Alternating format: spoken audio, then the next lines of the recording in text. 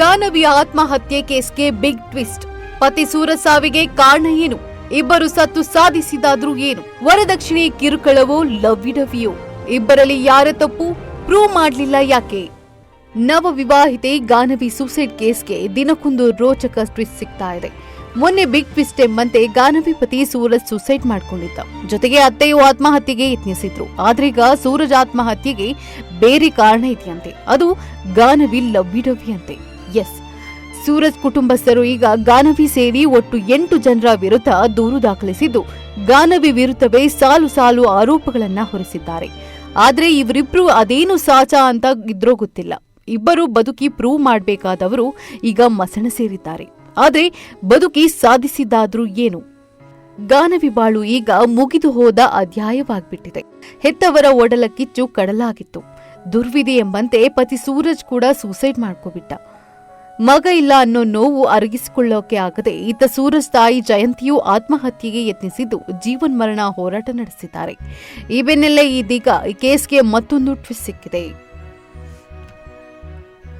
ಮೃತ ಗಾನವಿ ಸೇರಿ 8 ಜನರ ವಿರುದ್ಧ ಈಗ ದೂರು ದಾಖಲಾಗಿದೆ. ನಮ್ಮ ಮನೆ ಮಗ ಸೂರಜ್ ಮತ್ತೆ ಸೂರಜ್ ತಾಯಿಯ ಸಾವು ಬದುಕಿನ ಹೋರಾಟಕ್ಕೆ ಗಾನವಿ ಮತ್ತು ಗಾನವಿ ಕುಟುಂಬಸ್ಥರೇ ಕಾರಣ ಅಂತ ಮೃತ ಸೂರಜ್ ಸಂಬಂಧಿ ರಾಜ್ಕುಮಾರ್ ಅನ್ನೋರು ವಿದ್ಯಾರಣ್ಯಪುರ ಠಾಣೆಯಲ್ಲಿ ಕಂಪ್ಲೇಂಟ್ ಮಾಡಿದ್ದಾರೆ.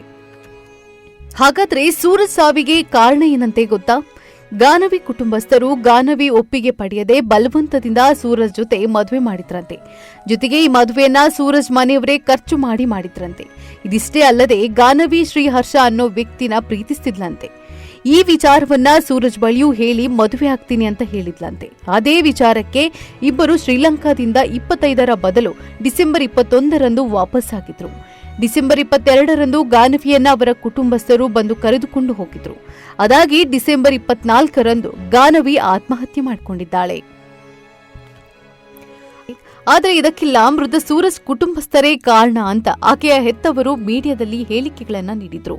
ಈ ಅವಮಾನಕರ ಹೇಳಿಕೆಗಳಿಗೆ ಮನನೊಂದು ಸೂರಜ್ ಹಾಗೂ ಅವರ ತಾಯಿ ಹಾಗೂ ಸಹೋದರ ನಾಗಪುರಕ್ಕೆ ಹೋಗಿದ್ರು. ಅಲ್ಲಿ ಮನನೊಂದಿದ್ದ ಸೂರಜ್ ಸೂಸೈಡ್ ಮಾಡಿದ್ದಾನೆ. ಅವರ ತಾಯಿ ಆತ್ಮಹತ್ಯೆಗೆ ಪ್ರಯತ್ನಿಸಿದ್ದು ಈಗ ಅವರ ಕಂಡೀಷನ್ ಕ್ರಿಟಿಕಲ್ ಆಗಿದೆ. ಹೀಗಾಗಿ ಇದಕ್ಕೆಲ್ಲ ಗಾನವಿ ಕುಟುಂಬಸ್ಥರೇ ಕಾರಣ ಅಂತ ಆರೋಪಿಸಿ ದೂರು ದಾಖಲಿಸಿದ್ದಾರೆ.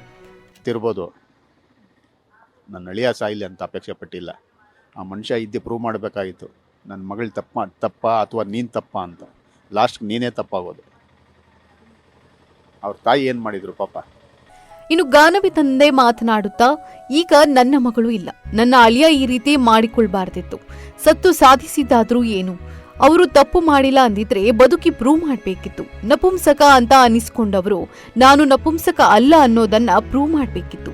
ಈಗ ಸಮಾಜದ ಮುಂದೆ ಅವರು ತಪ್ಪು ಮಾಡಿದ್ದಾರೆ ಅನ್ನೋದೇ ಉಳಿದು ಹೋಗುತ್ತೆ ಅಂತ ಬೇಸರ ಹೊರಹಾಕಿದ್ರು.